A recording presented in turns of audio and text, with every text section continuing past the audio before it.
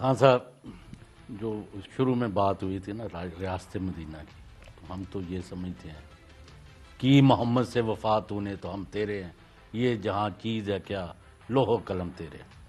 آپ کا یہی جو ہے نا اللہ اور اس کے رسول کے حکم پر چلنے والا یہ نعرہ جو ہے یہ بہت بڑی بات ہے۔ اب کتنی اس میں کوانٹم جمپ آتی ہے، کتنی اچیومنٹ ہوتی ہے، it is matter of time. میں سمجھتا ہوں، بلکہ ہم سمجھتے ہیں کہ عمران خان جو ہے پاکستان کی سیاست میں جو یہاں چوری اور ڈاکہ زنی کا رواج تھا پچھلے کم از کم 40 سال سے، وہ پہلی دفعہ اس میں ریورس ہوا ہے، اور ایک دیانتدار، ایک کسی سے پانی کا گلاس کے روادار بھی جو نہیں ہے، اس کے بدترین مخالف بھی نہیں کہہ سکتے عمران خان جو ہے مٹیریلی کرپٹ ہے، کوئی نہیں کہہ سکتا۔ اور یہ آج بھی لوگ جو ہے جن کا کام ہی یہ اکٹھا کرنا ہے ڈیٹا، ان کی آج بھی یہ متفقہ رائے ہے۔ ہیونگ سیڈ دس، اور آپ نے میکرو لیول پر کرونا ہو، یہ بہت بڑی بات ہے کہ ہندوستان آپ پر چڑھ دوڑنے والا تھا اپنی حکمت عملی سے، اسی عمران خان نے اور اسی جنرل قمر باجوہ نے اس کو ناکام بنایا، اور وہ آج اپنے زخم چاٹ رہا ہے، اور چائنا جو ہے اس نے ان کو شاہ رگ سے پکڑا ہوا ہے، اور وہ اس کے بعد وہ یعنی وہ پھڑپھڑاتے رہتے ہیں، کر کچھ نہیں سکتے کسی کا۔ Having said this, hats off to you for this policy کہ جو فروری 19 میں ہوا اس کے بعد ان کو ناکو چنے چبایا گیا۔ Having said this، یہ بڑی بڑی اچیومنٹس ہے، ساری کا بھی آگے بھی بات کریں گے، لیکن عام تاثر یہ ہے کہ لوگوں کا خیال ہے کہ یہ شو ختم ہونے سے پہلے یہ حکومت ختم ہو جائے گی، یہ ایک ناکام گورنمنٹ ہے، عوام کے لیے کچھ نہیں کر رہا، مہنگائی کا سیلاب آیا ہوا ہے، اور عام آدمی بلک رہا ہے، بد دعاواں دے رہا ہے چوڑیاں پھیلا پھیلا کے، اور بیڈ گورننس ہے، اور رشوت دا بازار گرم ہے۔ ان چیزاں دے اتنے کی کہتے ہو؟ چاہے صاحب دیکھیں، میں آپ کو پہلے ایک چیز بتا دوں کہ لوگ بدقسمتی سے لوگ تکلیف میں جب ہوتے ہیں تو ان میں صبر بھی ختم ہو جاتا ہے، اور تکلیف تو ہونی تھی۔ میں قوم کو آسان زبان میں سمجھاتا ہوں۔ ایک گھر ہے، گھر کے اندر افراد، 2-3 افراد اس گھر کو جوا کھیلتے ہیں، شراب پیتے ہیں، پیسہ لٹا دیتے ہیں، گھر کو مقروض کر کے چلے جاتے ہیں۔ اب وہ جو گھر کے فرد بچ جاتے ہیں وہ کیا کرتے ہیں؟ اگر انہوں نے گھر کو ٹھیک کرنا ہے تو صرف 2 طریقہ ہے جب سے اللہ نے دنیا بنائی ہے: خرچے کم کرو، آمدنی بڑھاؤ۔ آمدنی بڑھانے کے طریقے سوچو اور خرچے کم کرتے جاؤ، تاکہ آپ قرضے نہ لینے پڑے، کیونکہ ویسے کوئی قرضے دینے کے لیے تیار ہے۔ اب وہ گھر والے بیٹھے ہوئے ہیں، کبھی کوئی کرایہ مانگنے آ رہا ہے، کبھی کوئی کہہ رہا ہے جی آپ نے سودے کے پیسے نہیں دیے، کبھی کہ جی اسکول کی فیس نہیں دی، تو گھر مشکل میں تو پڑا ہوا ہے نا۔ اب اس وقت میں آپ گھر کے لوگوں کے پاس جا کے مائک لے جائے کہ جی بتائیں جی، اب وہ آپ یہ جو آپ کے پاس آئیں، بتائیں جی یہ ان کی کیسی کارکردگی ہے، تو وہ تو بیچارے روئیں گے نا، مارے گئے، لٹ کے، یہی ہوں گے نا، کیونکہ آپ پہلے مرغی کھاتے تھے، اب دال پہ آ گئے ہیں، پہلے 2 روٹیاں کھاتے تھے، 1 روٹی پہ آ گئے۔ ایسے ہی ہوتا ہے نا جی، جب گھر پہ قرضے چڑھے ہوتے ہیں تو پہلے تو یہ فیصلہ کر لیں کہ کیا پاکستان کی تاریخ کا سب سے بڑا قرضہ چڑھا ہوا تھا پاکستان پہ جب ہمیں حکومت ملی ہے یا نہیں؟ آپ اپنے موبائل فون کے اوپر گوگل کر لیں کہ بتائیں جی پاکستان کا سب سے بڑا قرضہ تھا یا نہیں؟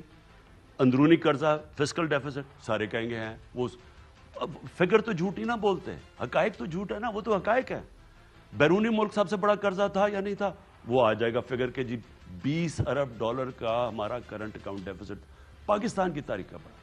تو جب یہ آپ کو پتہ چل گیا، اب یہ سوچ لیں کہ جب آپ یہ گھر کو ٹھیک کریں گے تو وہ گھر ایک تکلیف سے گزرے گا۔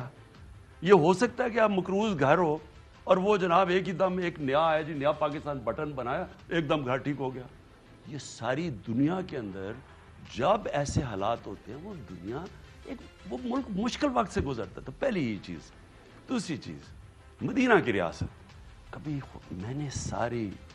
میں نے جو میں سب دیکھتا ہوں نا کہ میں زندگی اب کیسے گزارنی ہے، میں صرف اور صرف نبی صلی اللہ علیہ وسلم کی جو انہوں نے ہمیں اللہ نے قرآن میں کیا ان کی زندگی سے سیکھو. تو ان کی اوپر سوچتا ہوں کہ انہوں نے کیا کیا. آپ پہلے 5 سال اٹھا کے دیکھ لیں مدینہ کی ریاست, پہلے 5 سال دیکھ لیں, اتنے مشکل وقت سے وہ گزرے.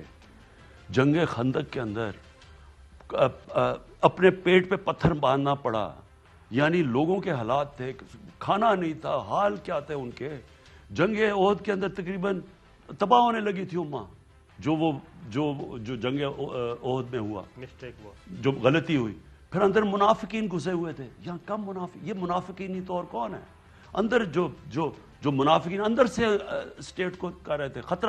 خطرہ صرف باہر سے نہیں تھا, اندر سے بھی تھا. تو ہمیں یہ نہیں ہے.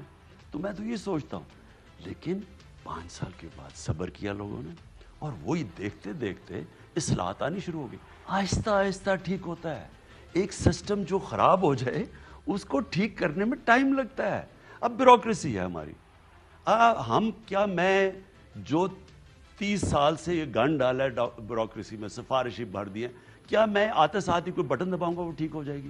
یہ پروسیس چلتا ہے, یہ چلتا رہے گا آہستہ آہستہ. تو قوم کو میں کہتا ہوں کہ آپ ہمارے ساتھ کھڑے ہوں. کیا عمران خان کوئی اپنی فیکٹریاں بنا رہا ہے, کیا وہ کوئی پیسے بنا رہا ہے, کوئی باہر فلیٹ لے رہا ہے, کوئی میں اپنے رشتہ داروں کو نواز رہا ہوں. تو اس لیے ہم پوری اپنی کوشش کر رہے ہیں. لیکن یہ پروسیس, اب پی آئی ہے, پی آئی کے اندر ہم نے اپنا جو آپریٹنگ ہے وہ ہمارا آج پروفٹ آ گیا. یعنی آج اگر ہمیں پچھلے کی نہ مصیبت پڑی ہو, انہوں نے بھرتی کر کے لوگ, نون لیگ نے اور پیپلز پارٹی نے پی آئی کو بھر دیا. اس کی پینشنز ہی کہاں تک پہنچ گئی ہیں, اس کا اتنا ایئر کرافٹ کتنے اور پبلک انہوں نے کتنی بھرتی کر دی ہے. اس کے باوجود پی آئی اے کا آپریٹنگ پروفٹ آ گیا. اب پاور پروجیکٹس ہیں, انہوں نے کانٹریکٹس جو سائن کیے ہیں,